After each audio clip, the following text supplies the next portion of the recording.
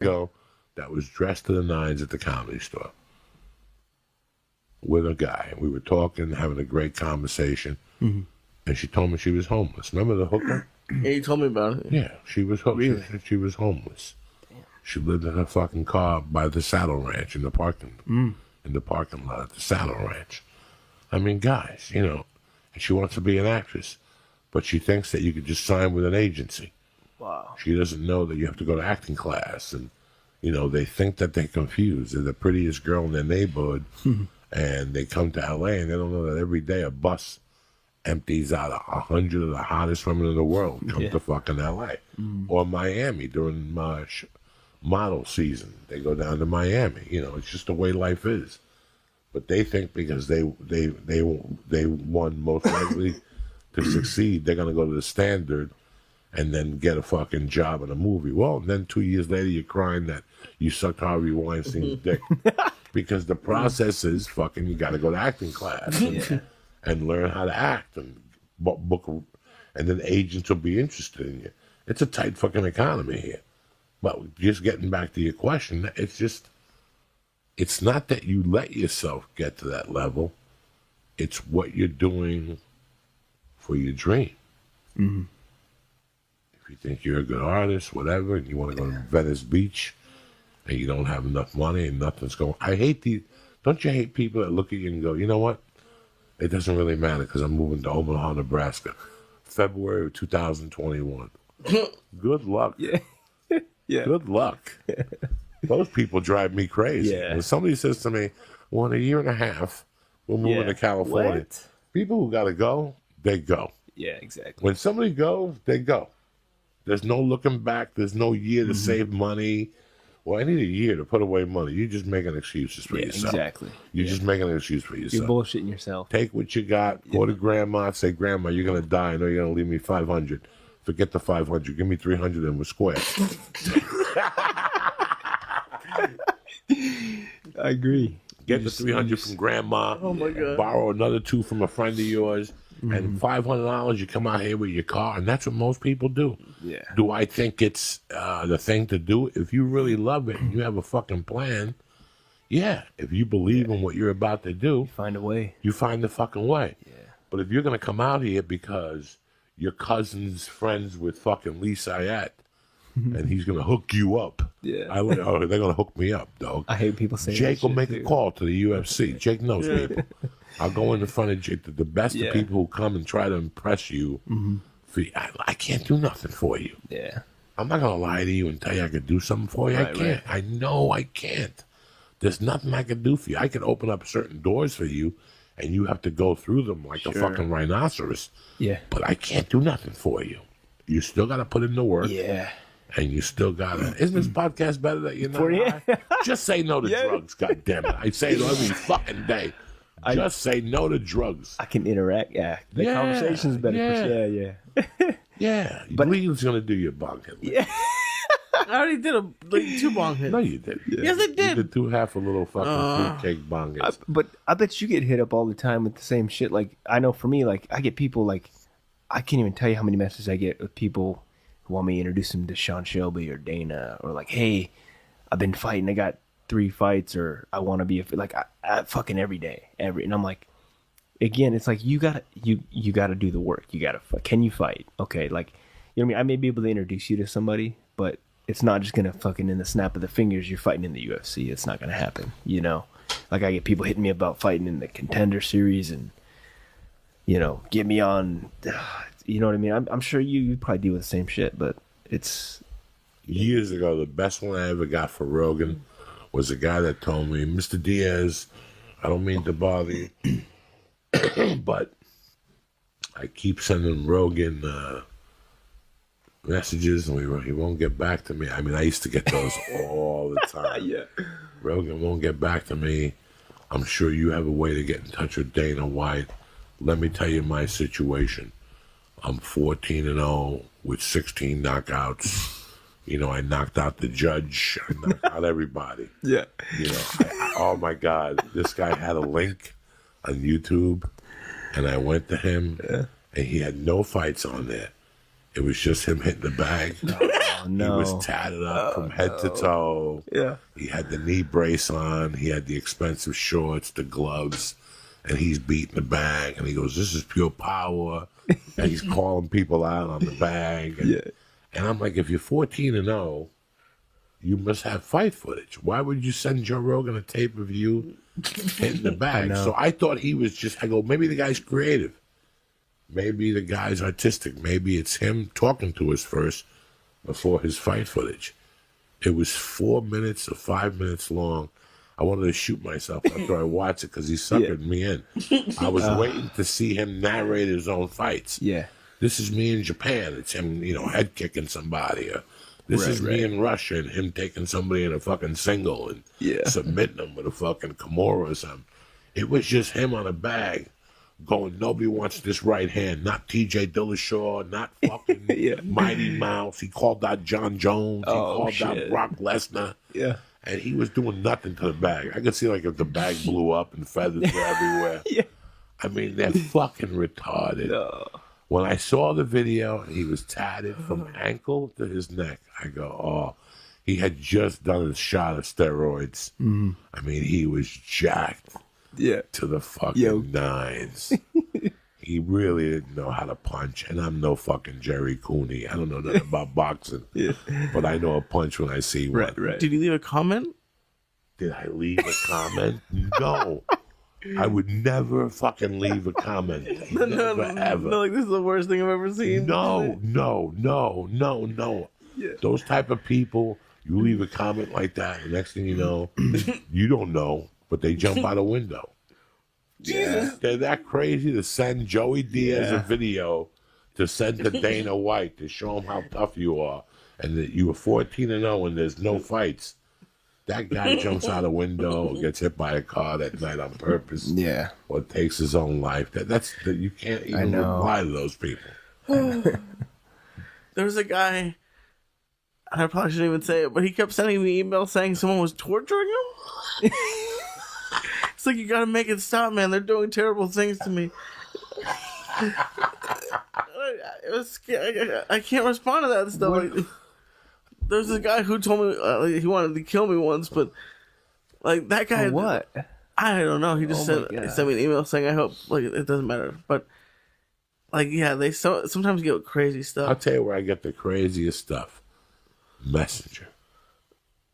I don't know if Facebook does that on purpose. But the creepiest stuff I get is every time I click the Messenger and there's 40 unread messages and you're stoned to the gills and you're reading. And some of them are nice American, just nice people. Yeah. I should say American, they're worldwide. But there's a ton of them. There's one guy now that I have no idea what he's talking about. So when they have no idea, I fuck with them even more. I tell them take the medication, Yeah. But I don't put them down. I just tell them, hey man, take the medication. I could see when somebody online is starting to lose it. Like at this point, you could see this is not going to end well.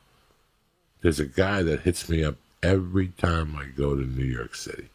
I never hear from him year round. I hear from him the week I'm going to New York City. And it's always the same story. He wants help. He has a heroin problem. And he wants me to help him and bring him out here. And he wants to replace Lee. He would be better than Lee. And you got to hear this shit. Damn. And there's always a story. Like, I'm gonna be Ari's producer. So I called Ari and I go, you know who this guy is? He goes, no, he hit me too. About coming and watching me at the show. There's some crazy people out there. And if we get that, can you imagine poor Rogan? No. Have you ever seen when Rogan posts on Instagram? Oh, it makes me feel better about myself. It is something. There's times I just check his Instagram just to see what people say. Yeah. He could put a fucking picture of a dinosaur up. And he could be in one of his intelligence modes and go, well, let me put a picture of a scientist found 30,000-year-old elephant bones. He'll post something like that up. And there's people like, who's going to win Khabib or Conor? DMT, 100%. You know, they don't leave it alone with the DMT. That was 10 years ago. I know. Leave it alone. It's like when somebody calls me Big Pussy from The Sopranos, or somebody comes up to me now and says, I listen to the podcast all the time. You have any stars of death on you? I just look at them and ignore them. Because you're not listening to the podcast. Because we haven't done a star of death in fucking a year now. Yeah. Only Lee's got a bag of stale. Last bag, yeah. And he's still eating those things. Yeah, they work. I don't ever want to see those fucking things again. They're the nastiest. Yeah, they taste pretty shit, yeah. Yeah, now they're a year old. They're fucking over expired. I kept them in the fridge. You kept them in the fridge. Kind of the hero of comedy to me. I'm like, that's the guy. He's the fucking... He, to me, is the guy, you know? I always loved Chappelle. I liked rock. But even before Bill was famous to the country, comics always knew him. Yeah, I like He's been doing comedy for so long. Now everybody knows Bill. I go anywhere and somebody knows Bill Burr. But you could ask someone 15 years ago, those numbers were much different. You know, I mean, fucking Rogan was just talking to me the other day about, he was like, you know, I only started doing theaters like, I don't know, what did he say, 5-6 years ago he stopped doing clubs? I was like, wow, that's such a short, like I thought it was longer. He's like, no. And now he's doing fucking arenas. Like that. I mean, the way your brain works of how long someone's been big in comedy, it's hard to tell. You know what I mean? Unless you're them, it's from an outside perspective. I thought Joe's been doing big shit for so long just because it feels that way. No, he's like a very old school guy. So Yeah. he like the control of it. It's weird that he's doing arenas because I know that. But I don't know how many theaters I've done, not on my own, but with other people. And I'm just getting the hang of them now. They're tough, right? It's a different animal. Different beast, It's a man. different animal. Yeah. But once you get the hang of them, you're like, okay, I could do this. You know, when you think of Sebastian being at the Garden, you're like, what the fuck? Yeah, I still How think do that. But when you work yourself up to that, you'll see it. It's nothing. Yeah. You know, the guys like me and you that have never gone out in front of 18,000 people at one shot and learned to control 18,000 people and see how long it takes them to hear your joke and how long it takes for you to get the laughter back. Right. It's a bigger venue, you know. I'm learning that. It's not a smaller room where it's Bounce, bounce, you're not in the original room. You can't jump on them like that. You lose them. Right. You'll lose them unless the sound system is Fucking. Which I got to tell you, compared to 10 years ago, yeah, you'll hear somebody burp now. You'll hear their fucking intestines. You know, Right. We have that technology. Yeah. You know, people said that went to see Sebastian. Yeah, you watched him, but you also watched the monitor. Yeah, that's You the know, thing. Yeah. What did you do if you had $50 tickets? You watched the monitor. But the sound was great. But as a comic, you think of being in that arena. Yeah. I'm not saying the Garden. I'm saying that arena of 15,000 plus people in a room. It's a lot of fucking people. Oh, yeah. We did A lot of people to control. You did what? 13,000 in San Diego, me and One Joe. show. On 420. Or two shows. One show. 13,000. 13,000 tickets. Yeah, in San Diego. In the round. And then 2 weeks ago, we did Chicago, and that was 9,000. It's one show. One So show? it's at 9,000. 9,000. I still remember going to the Vic with him. Oh, yeah. And him barely selling out the Vic. Yeah. Maybe 6-7 years ago. Yeah, and then look at that. And then last year we did, just 1 year ago, we did Chicago Theater, 2 shows. Yeah. Sold the fuck out, sold the fuck out. That's Those it. are 4,200 a piece or something like that. Chicago Theater's 42 or 32? Maybe 32. 32. And man, it going from that to go back the next year to play the UIC Pavilion to do 9,000 was fucking. It just arenas feel so different. I don't know how to say it, but like clubs to theaters, it's different, but it's still intimate in a way. Theater, but arenas have no intimacy, none. You can't really connect with the front rows. Theaters, you still can kind of connect with the chunk of people in the orchestra rows, but arenas, the stage is so fucking big. I mean, the stage is 30 feet by 20 feet. It's fucking huge. That's huge. It's fucking huge. That's huge. I mean, what's the store? The original room stage might be 4 feet by 8. Yeah, man, it's It's a fucking. 4 by 8. There's nothing there. It's a piece of plywood with Right, carpeting it's right there. on it. And even the main room stage is not even that big. It can't be that much No. bigger. It's just higher up with a bigger room. What was the size of the stage? 30 feet? 30 probably? feet by 20 feet, something like that. Jesus, you got to run back and forth. Yeah, it's By the time absurd. you get off stage, how's the education of Joe Rogan been? Phenomenal. It's an education and a half. isn't it? Phenomenal. Yeah. I mean, he's watching Joe, being friends with Joe and watching Joe grow himself and stand up to get to these next levels, and me being there to watch it. It's, I don't know how to. I can't really put it in words. It's beautiful. It's beautiful to watch somebody that I like as a human and as a comedian grow to this next level. I'm physically watching it with my own eyes. I mean, he's never done arenas before. I'm watching him do them now with me, and I texted him today because they just released tickets for him and Chappelle are doing Tacoma, the Tacoma Dome. I think it's like 20. I have no fucking idea. I think it seats 18,000 or some shit like that. And I texted him. I said, dude, what the fuck? And he goes, right? Isn't this fucking... I was like, that's him and Chappelle doing an arena at a scale that I don't think comedy's been this way, and not since I've been in the game. I've never heard... Since the late 90s. Yeah. You got to remember one thing. Growing old sucks. Yeah. Really does. Sure. You're back. You go to bed earlier. Your dick don't get hard like it used to. Yours does. Mine does. Yeah. Thank God. Yeah. But I will tell you something. What the best thing about getting old is seeing people's growth. Yeah. It keeps you alive. Here, I'm going to blow your mind. First time I went out on the road with Joe, he was a $3,000 a week comic, and he couldn't sell out 7 shows at the Improv in Miami. Right. Sold out the weekend, Right. but Thursday was men's and men's, Wednesday was men's and men's.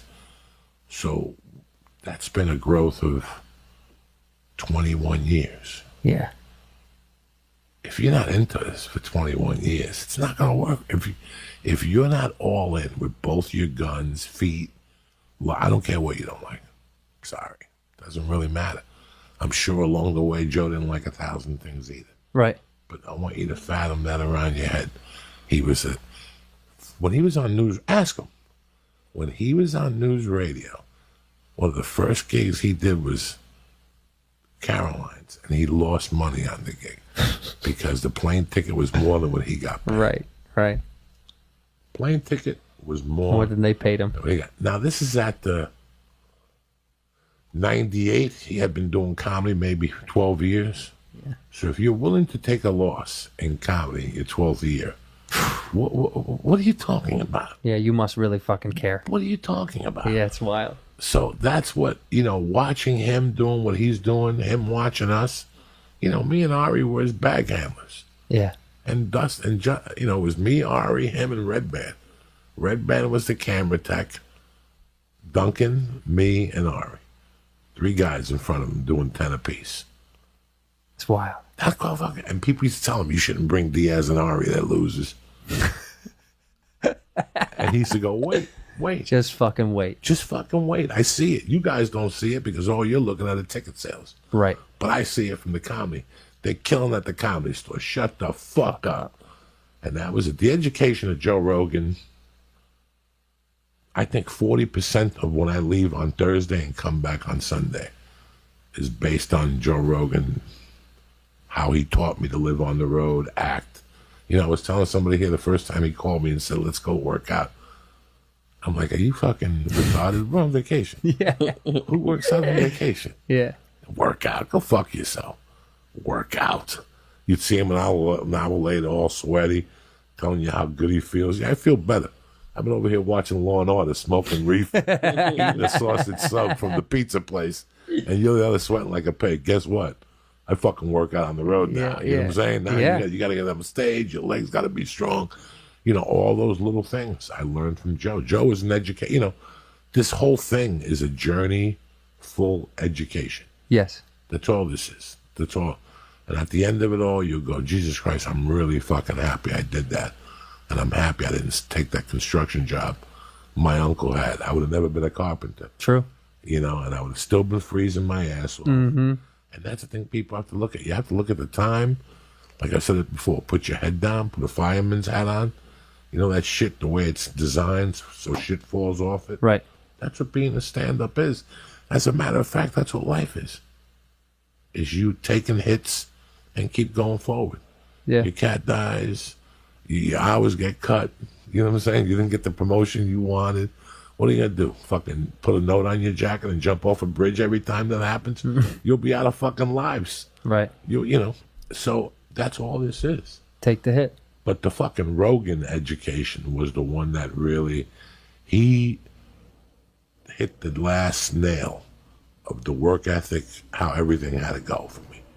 I knew what I had to do. He turned the last screw, and I was off and running after that. Yeah. And Ari was off and running after that. He just had certain principles. You know, Rogan's a straight, decent guy, very generous. I'm a criminal. We have nothing in common. Right. We only have one thing in common, Joe and I, that how holy we hold the religion of comedy. Yeah. How sacred we hold the religion of comedy. I don't give a fuck about anything, my friend. I really don't. I give a fuck about that little girl. I give a fuck about my wife, but if she wants to go, she got to go. You know what I'm saying? Yeah. You know, there's so many things in this life that are replaceable. Comedy is never going to be replaceable in my life or your life. No. It's never going to be replaceable.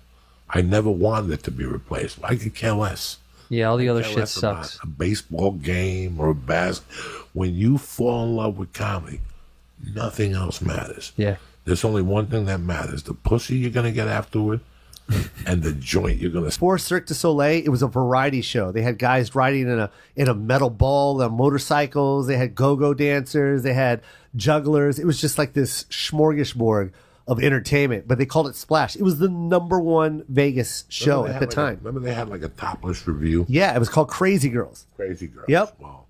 The Riviera was the room at that time. The week we did it, the week I did it with Rogan, we did Friday night, and then Saturday before the show, we went down to the bar to meet another comic who was in Vegas, Norm McDonald, not Norm McDonald, Norm, the first guy, the one that invented smidgets. Oh man. Or something, Norm something. He lives in Montana. Uh-huh. He was there, so we went down to meet him.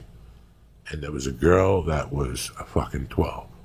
The body, she was beautiful. She was another girl, and she clung on to Rogan. Yeah. And all of a sudden, the security phone said, "Joe Rogan, pick up security." Me and Joe like, "Yeah, go pick up the phone." And Joe comes back all uncomfortable, and he goes, "I gotta talk to you." He goes, "You know that girl we're talking to? She's really a tranny." And I go, "What are you talking about?" Look at her body. And she goes, "She's a fucking tranny."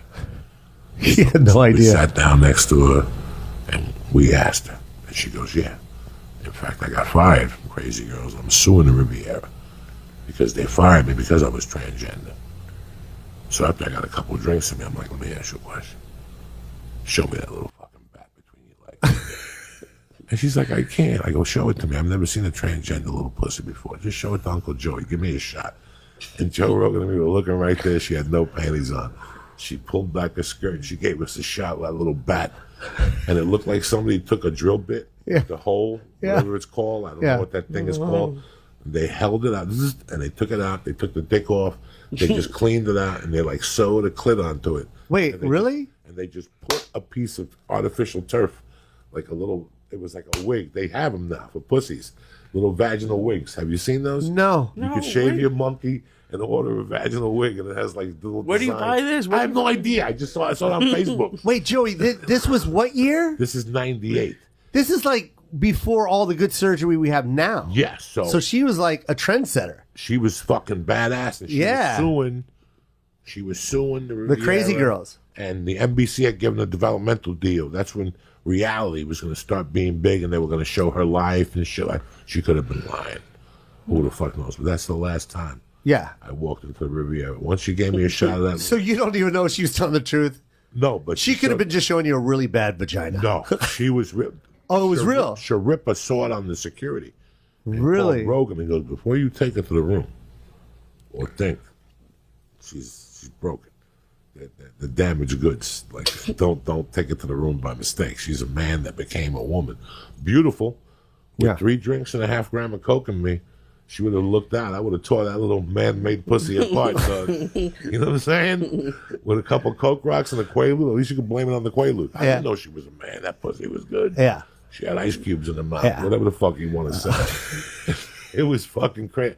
And it looked like, somebody had opened their mouth and go, you know, in the commercials, in the cartoons, when somebody goes, ah, and they see the bell? Yeah. And she had one of those bells hanging. Like, just like a little fucking bell that you went up to, like a gong. Gong. This is a true story. That was the last How long time. did you see for? Huh? How long did she keep her legs open for? For like a minute. Jesus. Just show me the bat. She's like, I can't. What kind of person would I be? You'd be fucking educational. Yeah. I've never seen one of those. Show it to Uncle Joey. And she just took it, me and Rogan were howling.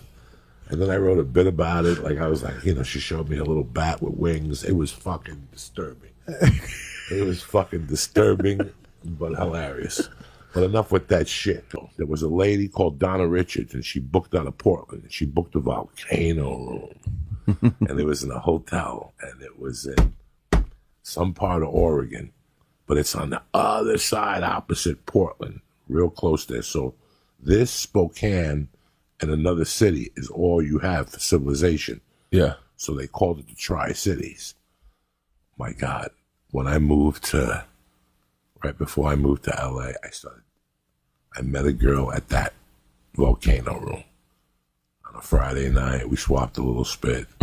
Then she came back with her girlfriends on a Saturday night. We swapped a little spit. I was a gentleman. I think we took it out. I ate a monkey, but no sex. There was no condom. And I go back to Seattle, and the phone won't stop ringing. It's this broad, and she's really pretty. I mean, the girl was a fucking knockout and really sweet. And one day, 4th of July, she drove up from wherever she lived, 3 hours away, and me, her, Josh Wolf, and Malia, Josh's kid's mother, had like a 4th of July party. And they're like, what a nice girl. And I'm like, okay. And something was wrong with me. I had seen this girl like 8 times, and I never went for the monkey. Like, she was that hot. Yeah. We had swapped spit. We had gotten hot and sticky from time to time, but we never really did anything. And one night we're on the phone having a conversation, and I go, yeah, next week I got to go to San Francisco. And she goes, well, what do you think if I drive you?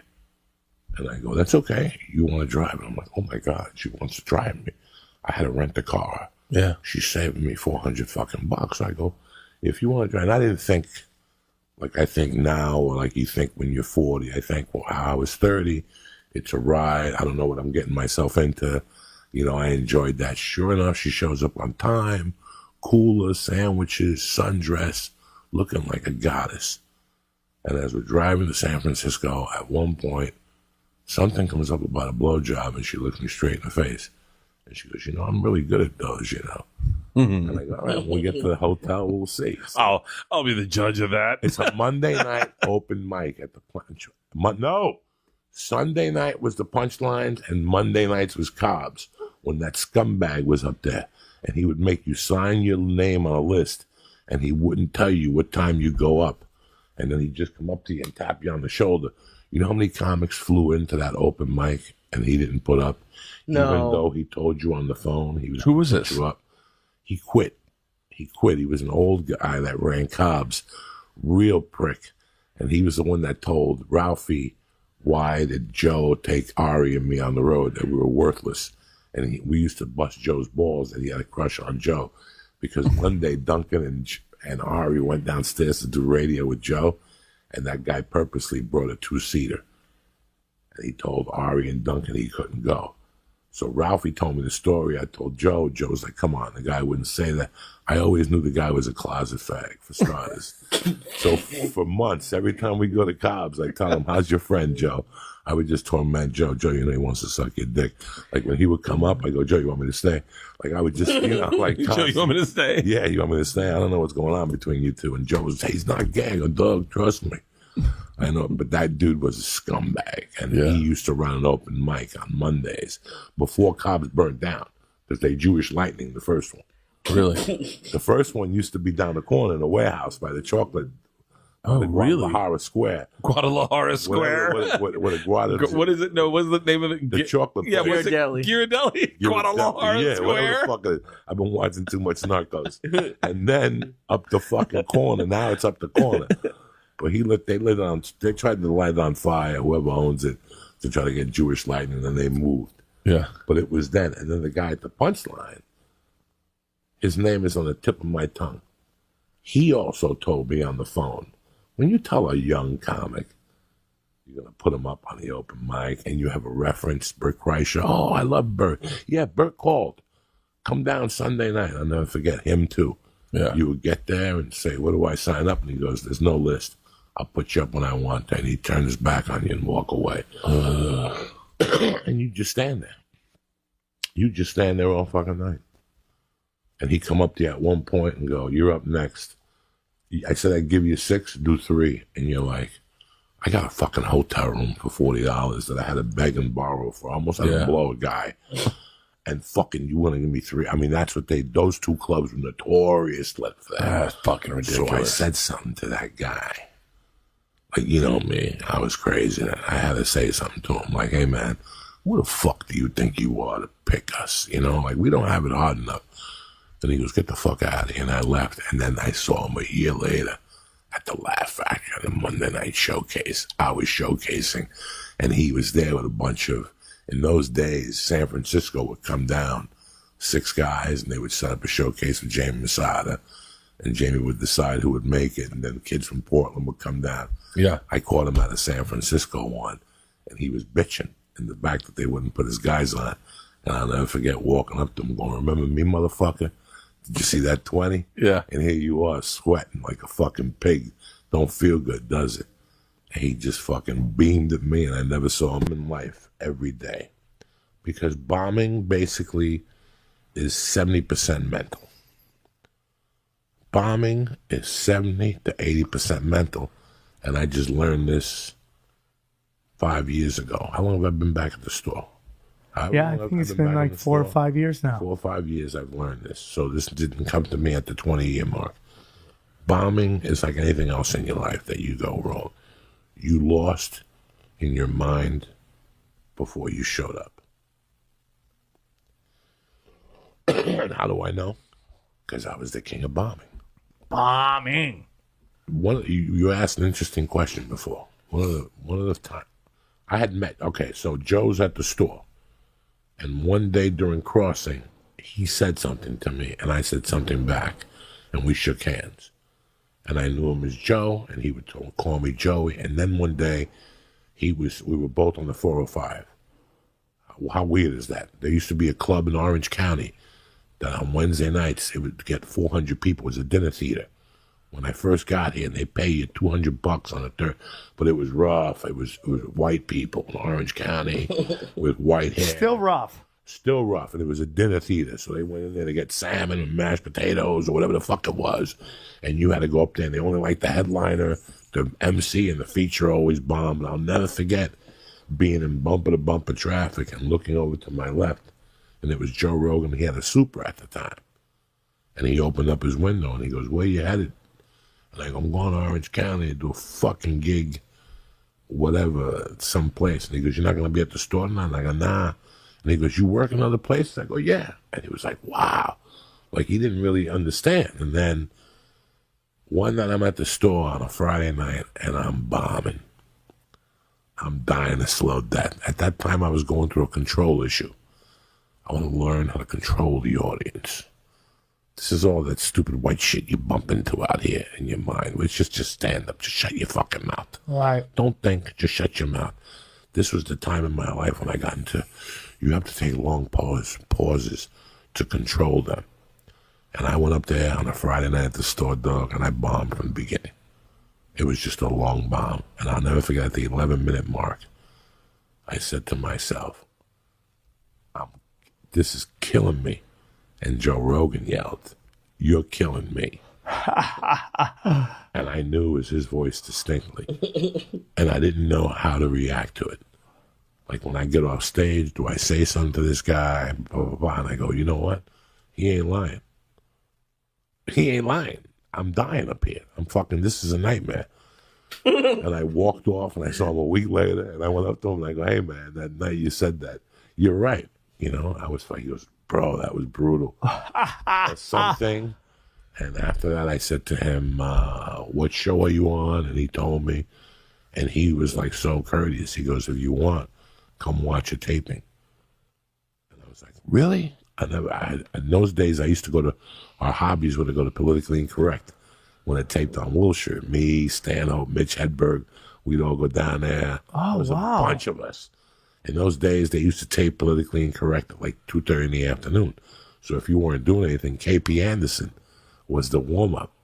So you could call KP and go, Wow. KP, I'm coming down, put me on a list. And you go into the audience, and then they would send you around a sheet of paper, comics, or people you wanted to see on Politically Incorrect. And we knew that Bill Maher hated Stanhope. Oh, why? So we would all put Stanhope on there and send it in and shit.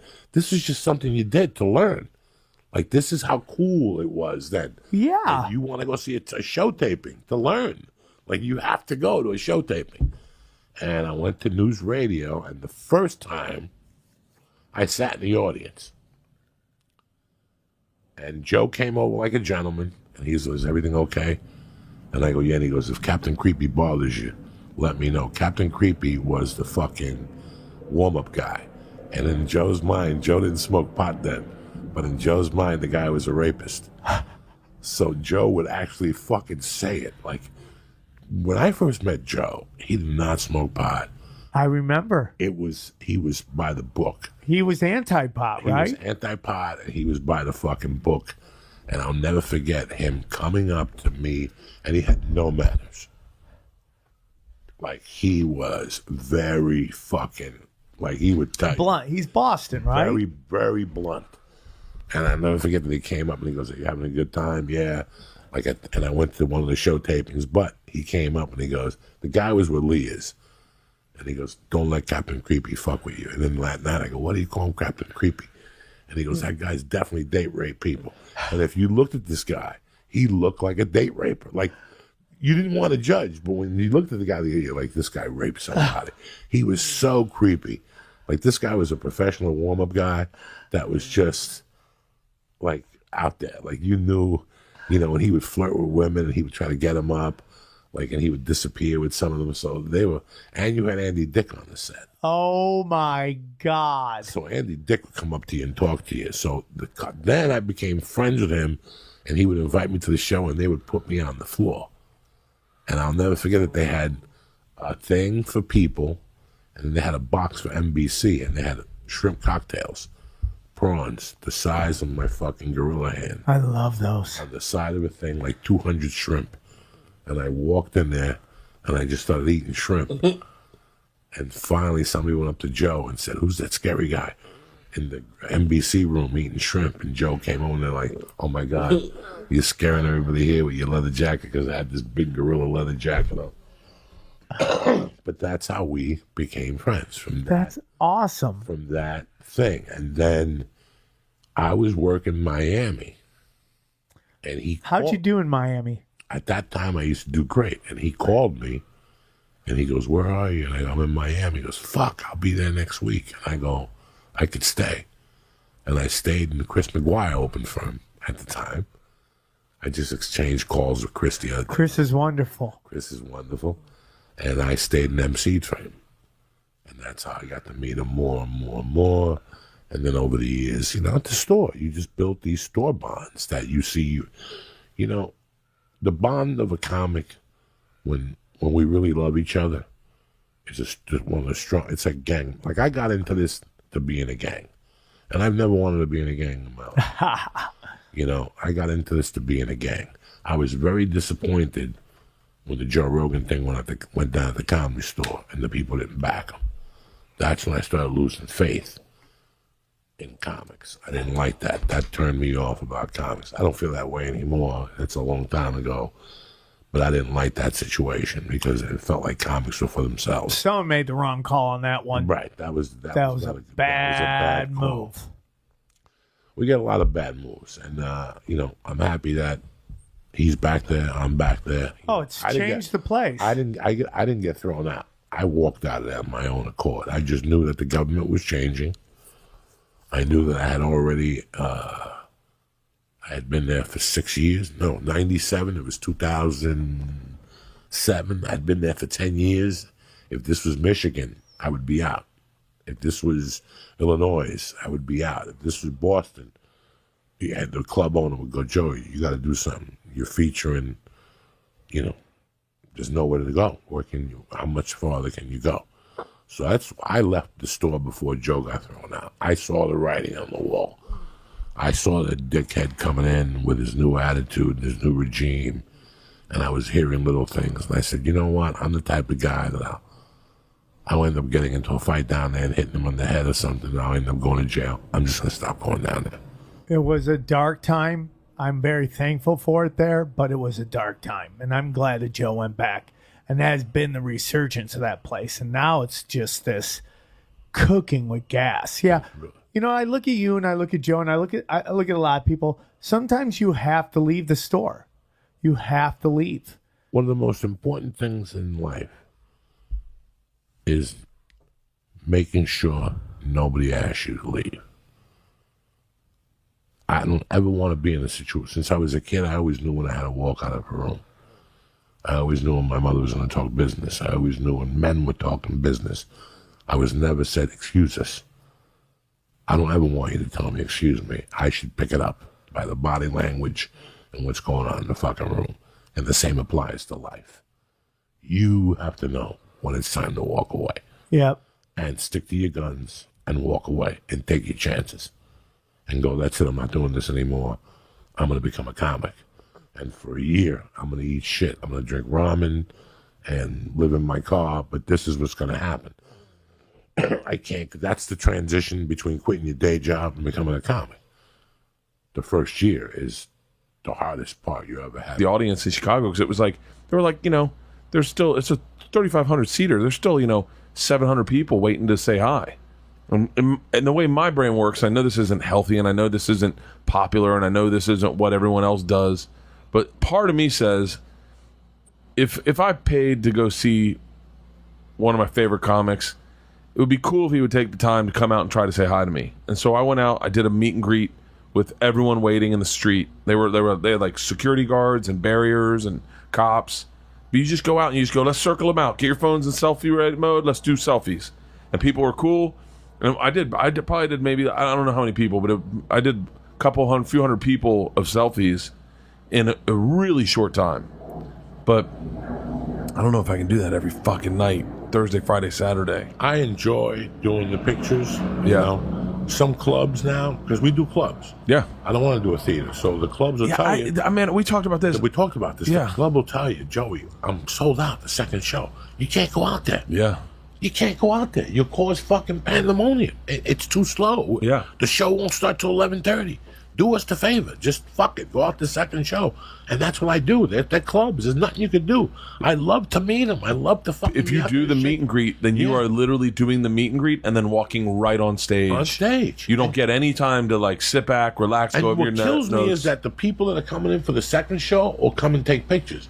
Oh, that drives me fucking And it drives nuts. you crazy. So now you can't do it. You can't do it. Because it was supposed to be 100 people. But now it turned into 350. And you see the people taking pictures and going in and going. So you took a, you know what I'm saying? So now you cannot do it. You cannot do it. I love to work. And I love doing comedy. But here's the fucking bottom line. I'm an older gentleman now. And you know what, man? It burns me the fuck out. And I'll tell you what else. I'm not a feature no more. If I was featured, I wouldn't give a fuck because it really doesn't matter. Yeah. They're not there to see me. I don't give a fuck. When I was a feature, yeah, I'll come out and drink all night and I'll work every week because it doesn't matter. I don't have to take pictures. You know how many people want to take pictures with me? 3 losers that don't like the headliner but like me. That's it. You're better than the headliner. We liked you a lot. Oh, that's great. And these are the guys that I'm going to call CAA on Monday and tell them that they like me more than the headliner. Shut the fuck up. You know. But that's the truth. So you cannot give your all, and like that's why I don't do it every week. It's a lot. I look at those guys like when you hear about like, those Disney stars or the Jonas Brothers or those people who do the meet and greet and who give everything to their fans, like Dane used to. I go, man, that's a lot of album. It's a reason. I mean, Segura's not a dick. He just goes, I can't. You physically cannot do it. You know. I remember texting Rogan one time. I was like, hey, what are you? I was at the Wilbur. I was like, am I supposed to do a meet and greet? There's 1,200 people here. Yeah. He was like, you can't do a meet and greet for a theater.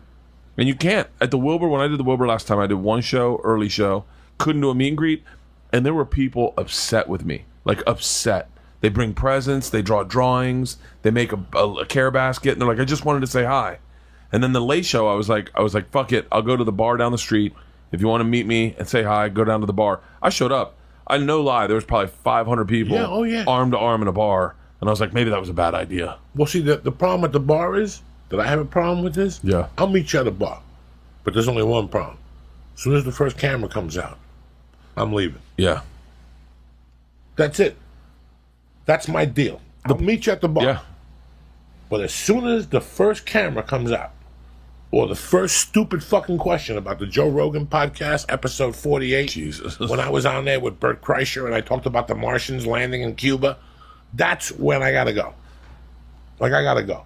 I just did 2 shows. I don't know what I talked about in episode 484 of Joe Rogan, nor do I want to remember. So many people tell me about Joe Rogan, and I go, he's a great guy.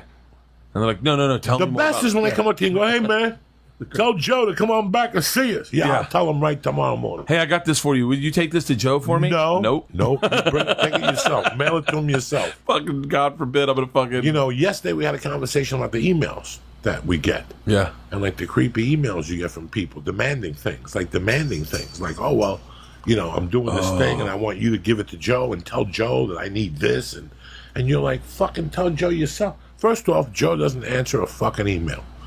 Yeah. Joe doesn't respond to an email or a fucking tweet. He knows better. Yeah. He keeps them way at fucking distance. We're the only assholes that talk and say hello and shit like that. He does meet and greets, which he's great at. He's really good at meet and greets, but he don't take shit at a meet and greet. He don't take no shit. He is very quick. He's very quick. courteous. He's very like, quick. All right, come on, let's do it. Awesome. Boom, Thank you so much, brother. See Thank you very later. much. Hey, man, excuse me. That time you talked about the tub, get the fuck out of here. Who knows what the fuck I said? That was 8 years ago. Yeah. You want to talk about a tub now? Those are fucking hilarious when you see the guy go, I just have one question about chemtrails. If you could talk to Eddie about this. And Joe's like, buddy, I'm sorry. It's over. Thank you so much for the picture. Who's next? Let's go. I wish I could be more like that. I get I'm get like the that. fucking... I have to tell him, listen, no, not tonight, guys. No, knock it off. My problem with pictures, my problem with like going to hang out at a bar and people bringing out cameras is that it's always the girl who wants the 5th or 7th picture. She wants to keep taking pictures. You're like, you got one already. You got one taken. Like, yeah, let's. And then they go get people. Oh, hey, you recognize this guy from Bird is the Conqueror? And the guy's like, not really. Yeah. Can you take a picture with my friend? He doesn't know. Yeah. Why do you bring him over here soliciting for me?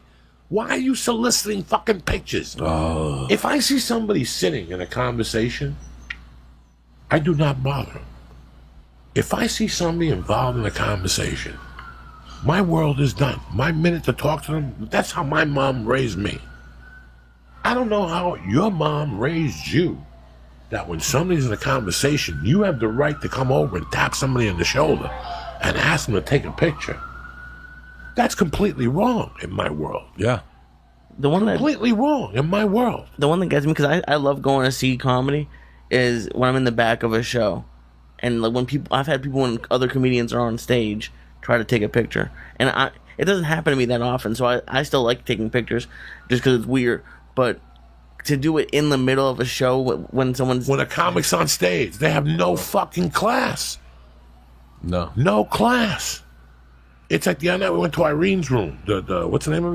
Roomy Cafe. The Roomy Cafe. And there was a guy talking while a girl was on stage, like a comic.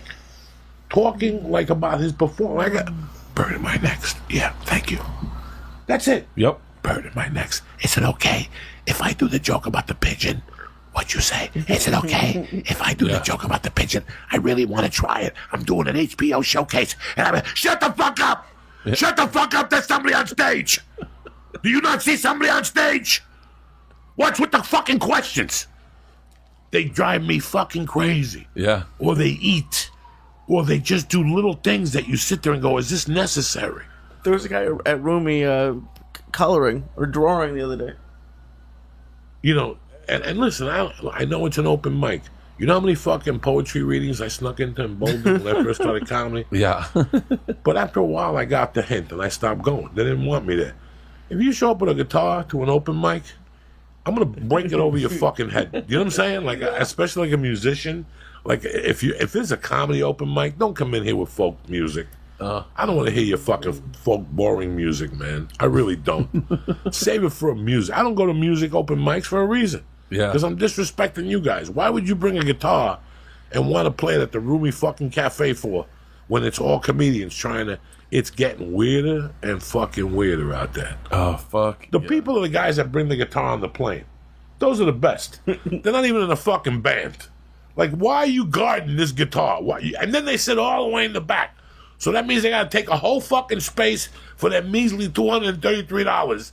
They got to take the whole fucking space with their fucking wooden guitar because it's a piece of shit and they can't check it. It drives me crazy when I see a guy checking a skateboard, I was just gonna bring a up a guitar, or a surfboard. I want to fucking shove it up their fucking ass. I flew with a skateboard once, I believe it. and the guy, and I was Every bringing time I see it with a skateboard, I make believe like I didn't see the skateboard. I got on the plane and I had a skateboard, and the guy said to me, "Going to see your son?" And I was like, "What?" I look like a divorced dad. He just goes, "Going." I was at the bar. He's like, "Going to see your son and get him a skateboard?" And I was like, "No, it's my skateboard." And he was like, "God, you skateboard?" I was like, "Yeah." He goes, "How old are you?" I was like, 43. He was like, "Wow, you gotta be careful, man. You could really hurt yourself." And I was like, "Wait, what?" And then I was like, and then I looked at it, I was like, I don't look like I'm cool with a skateboard. I just look like I'm taking this home for my son. You know, when you see those dads coming home from drop off on their scooters, like the dad's kicking the scooter home, and you can say, "Oh, the kid rode the scooter to school, the dad's taking it home." So that's why I stopped. Now the girls have taken. Well, that fucking guy, when the club was great. The comics would all get their dick sucked. There was a time when comics were going down there and coming back with their dick leaking. From 6 blowjobs and 8 pieces of ass. It's a college town. Never for me. I'm never saying that it happened to me. It didn't happen to me. I'm saying that Tempe was a hot comedy club. Sure. They ran it on time. Danny Murray did a good job that way. But he fucking ruled with an iron hand. His staff hated him. There was no hang at the club afterward. And if you were a big-time headliner, he'd want to hang with you. So he'd already set the night up for you. So it's me, you, and Skakel. I take you guys down with me. Our plan is to do the fucking night and then go to this burger joint. And he'll come to you when I'm on stage and say, "So you guys ready to go out?" And you're like, "What are you talking about?" And he'll go, "I got a limo outside. They're waiting to take us 3 to a strip club in Scottsdale." And you 3 look at each other and you're like, "I don't think that's the plan." He would do creepy things like that. And you get on stage and he would make you go out there with you. And he got like a VIP booth and he would start snorting blow. And I'd tell him not to do blow in front of Rogan. It was horrible. Right. I remember one night he wouldn't pay me because I didn't tell him where all the guys were. I didn't know where they were. Mike Young was fucking with him. Mike Young would get booked and lie to him and tell him, "Yeah, I'm going to bring down Leonardo DiCaprio and the guys from Entourage." And then he would disappear. So he thought Mike Young was with the Entourage guys and he wasn't showing up. He must have called Mike Young 80 times that night. And the line of the year was like, "If you don't call me right back, you'll never be on Letterman." You're a club owner in Tempe, Arizona. But that's how powerful he thought he was in his head. And those guys, like, he wouldn't let you drink on stage. Right. He didn't want women in the green room. He didn't want thousands of things that any other improv owner. You know how many times people quit that club? George Lopez quit on a Friday night. What? He had a weekend of gigs booked and Sold out weekend, went up there on a Friday night. The guy was a known coke fiend. God rest his soul. You never heard this? George Lopez went up there. He got on stage and Dan was breaking his balls. And finally, in front of the owner, in front of everybody, he went up there And he goes, how you guys doing? This is a great club. I love the general manager, owner here, Dan Murr. He goes, this is my impersonation of him. And he got on his hands and knees and opened up a aspirin bottle and put it on the thing, and then made believe he was doing a line of coke, and his nose got all white. And Dan Murr was in the back, and his wig flew off. And he only had like 8 hairs left, and 4 of them shot out of his cranium. Oh my god. And fucking, he had got into an argument with George, and George goes, bitch, I quit. And he quit on a Friday night. I didn't know there was an option. I love He it. had wars with everybody. Jesus. He threatened me and Rogan one night. For what? The show was on Thursday, and we were taking the Wednesday night flight in. The Wednesday night flight was delayed, and they pushed us on a different flight. He started calling us to see where we were going. Like, where are you guys headed when you get here? Who knows? We're going to a hotel to check in. That's it. I don't fucking know. Well, I've got reservations for 4. And, like, what? Maybe we don't want to. And I know Rogan didn't want to go to dinner. And I would just laugh. But I remember that I must have shut off my phone. When I got to Tempe, I put it on, and I had 20 messages from him. You better call me back right now. If not, it's contempt of contract. The show's not till Thursday at 8. We're coming in the night earlier just to fucking come in. He went off. Jesus. And the last thing, I played the messages for Joe. I go, you gotta hear this fucking lunatic. And Joe's like, I'm straightening him out tonight. And we got to the hotel, and there he is with some driver. I made plans at Casa. They're Fuji, the best steak in town. And Joe's like, knock it off. We're not going there. We're not thinking, I don't want to hang out with you. You're fucking creepy. Joe just went off on him, and that was it. He never bothered us again. Hello and goodbye. Right. He banned me because they fucked the chick upstairs, and he thought it was me. What happened was a chick went into the green room.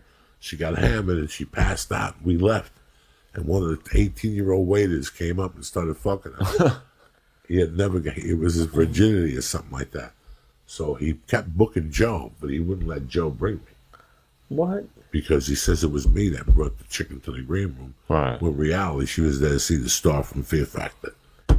You know what I'm saying? And Joe left her there. Like, the chick was annoying. Hot, but annoying. Most hot chicks are annoying. But she fell down and fucking passed out. Jesus.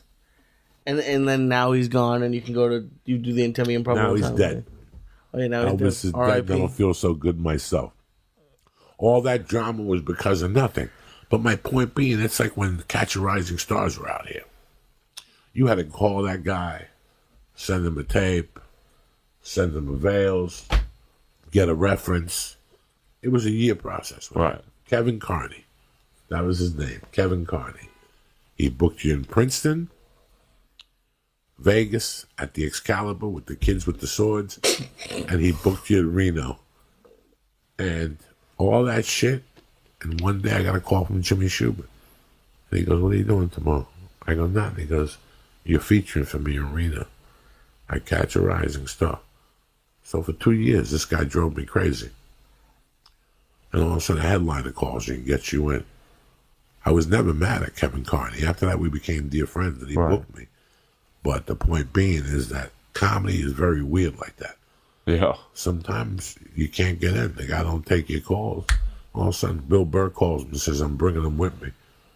And that's the end of the discussion. There's no doubt. Eddie used to make me laugh, man. Eddie has always made me laugh. But Eddie has the same problem. I grew up with 2 guys that I adored. One was Stinky because he was Italian. Like, if you saw him, he was Italian. But once he had 3 drinks, his grandmother was American Indian. And he was just... And I had another friend that hung up with. His name was Jimmy Burkle. The guy was the personality, great personality, great guy. But brother, when he drank, like, he was really smart.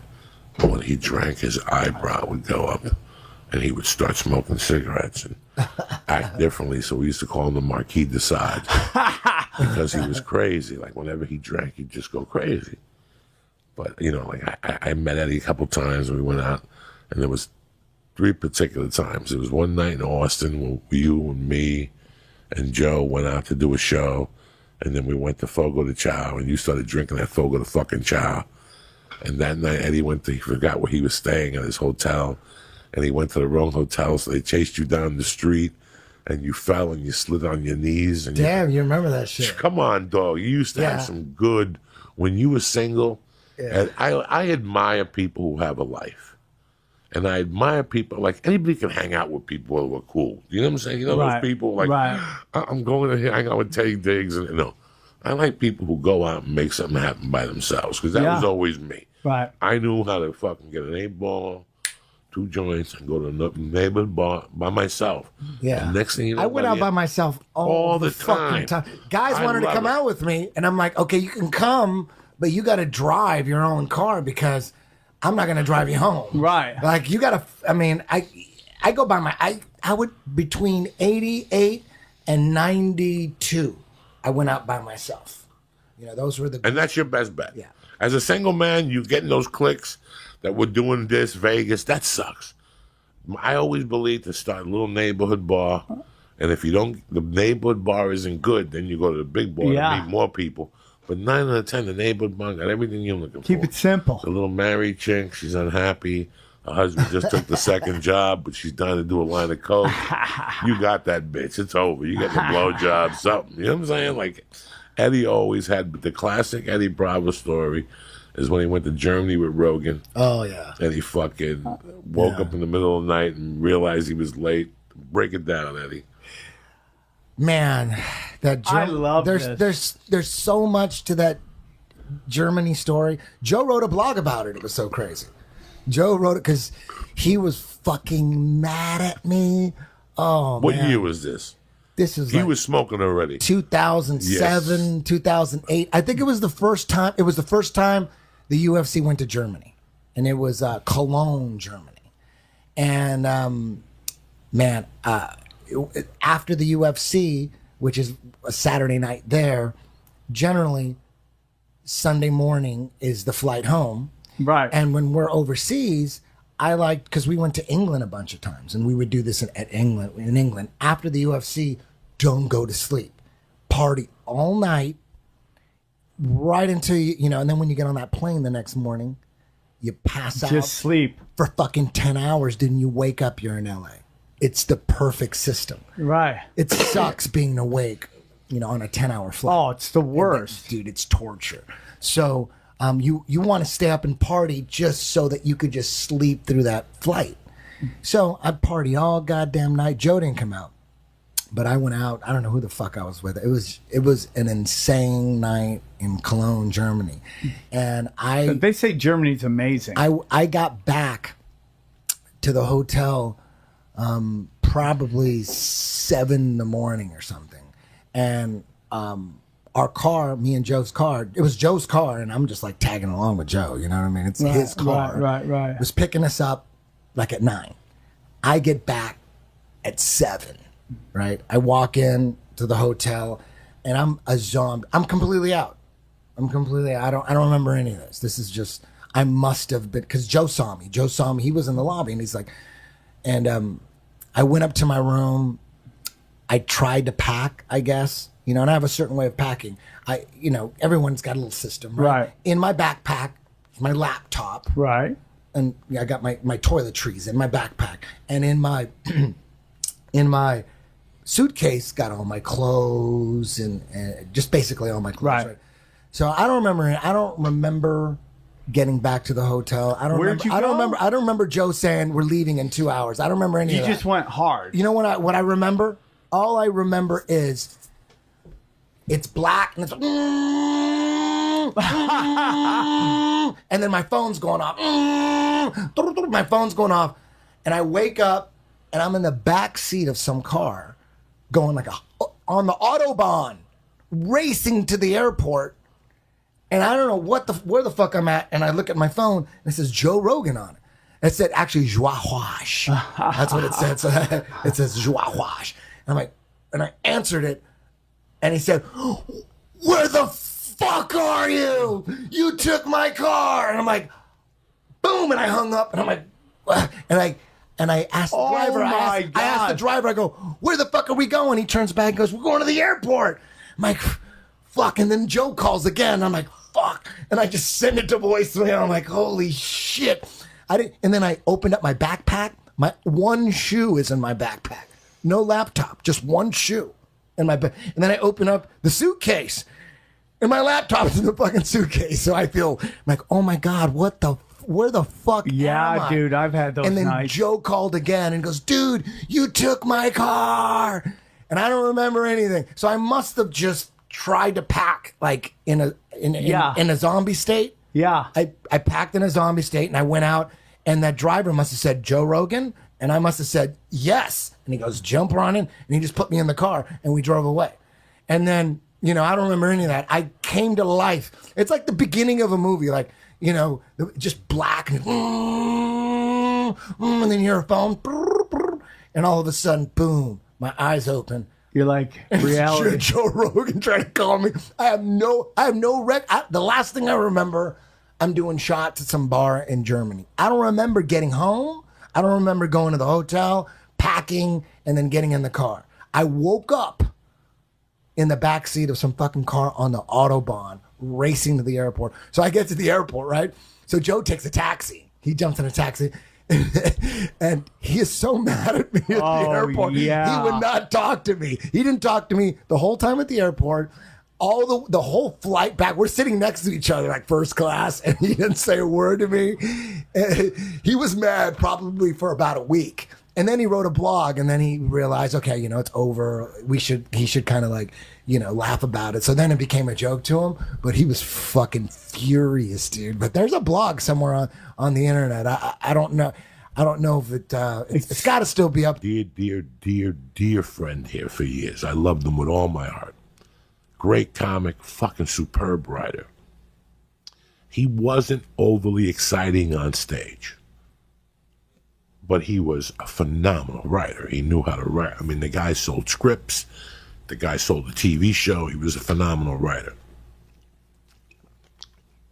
There's no reason why that guy shouldn't be here today. But you want me to tell you how his ego was fanned? Let me tell you how his ego got flamed. He would open up for two people in particular. And they were huge acts.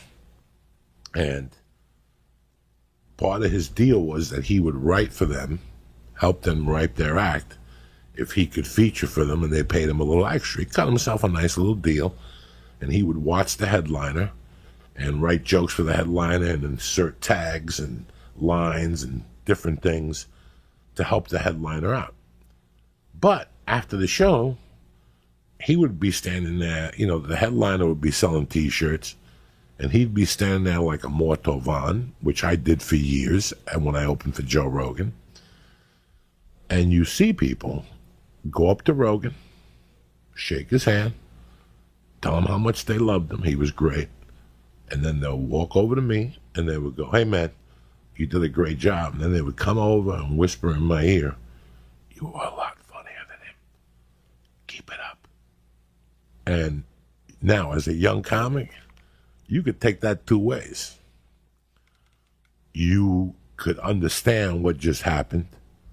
This is a guy that was a fan of Rogan's, and he wanted to talk to Rogan, so he blew smoke up his ass. And now to either make me feel right, make me feel, okay about myself or whatever, he comes over and blows some smoke in my ass. Now, I could have gone home that night, called my wife and said, hey, you're not going to believe this. I fucking was up on stage with Rogan tonight, and 20 people fucking told me, well, let's say 3 people came up to me and said that. I'd exaggerate and said 40 people came up to me and told me I was better than Rogan all 5 fucking shows. Fuck this. I'm not opening for him no more. I'm going to go do my own fucking thing. Do you understand? I didn't do that because I knew they were blowing smoke up his ass. I watched it. The same reason why I did not like the Carlos Mencia feud with Rogan. I saw how club owners were acting. When Rogan came to town, they talked bad about Carlos, and when Carlos came to town, they talk bad about Rogan. It's a business. What the fuck do you expect? when you get to that town, you're the best fucking thing on sliced bread because you're making that club owner money.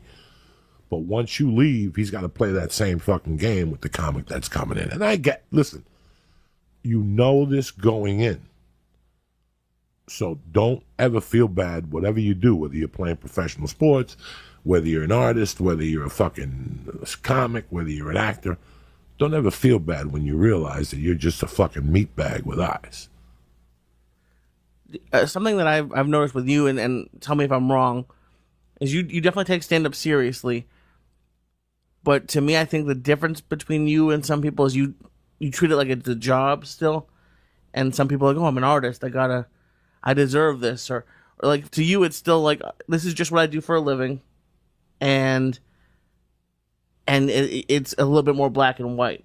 It seems like, so you don't leave the room for you to get a little, till the ego come in. Because it's just a job.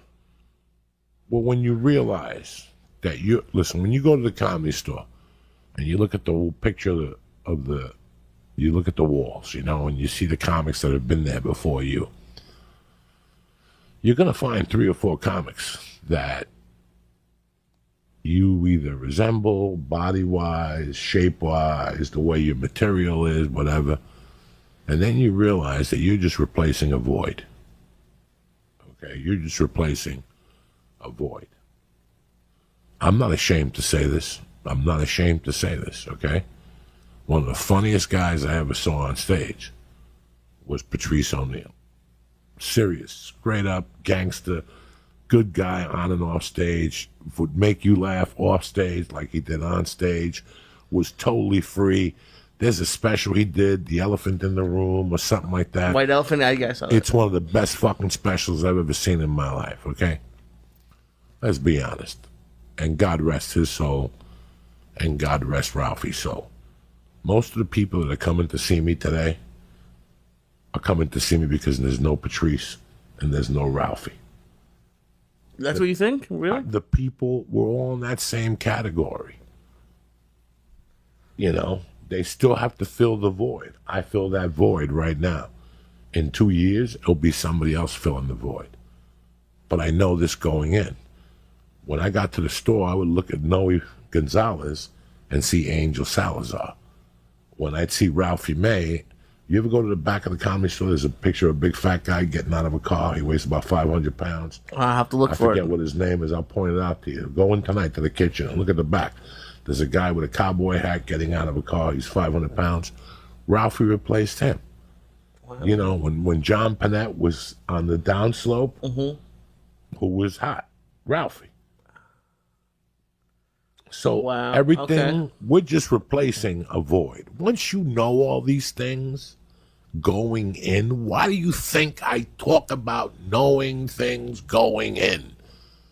Knowing what your value is going in, knowing who the fuck you are when you go in, knowing where you stand, keep your fucking mouth shut. All these things are part of it. Knowing who the fuck you are. Knowing what you stand for. Listen, I heard an expression when I was 13 years old, and I still use it today, and I use it on myself. We all put our pants on one leg at a time. That's why, to me, when I saw Richard Gere as a kid, I didn't go up to him and get an autograph or get a fucking picture. That's why all those things. Because at the end of the fucking day, whether it's Roberto Clemente, it's Hollywood Henderson, it's Lee Iacocca, it's Ross Perot, all the guys I look up to, at the end of the day, all put their pants on one leg at a time. What the fuck are you doing? Jumping up and down for, I'm going to see this movie, and I'm camping out 24 hours before. Are you fucking retarded? You see them camping out for you fucking jerk off? The fuck is wrong with you? We all put our pants on one leg at a time. You ever go into a job and the boss, he's the boss. Shh, you can't say this around. You know what? One day you look at him and go, fuck him. Fuck this douchebag. He puts his pants on one leg at a time, just like I do. Once you get all these basic fucking philosophies in your head, the ego cannot take over. Your ego at no part will take over because respect is part of it. When do you start disrespecting people? When you think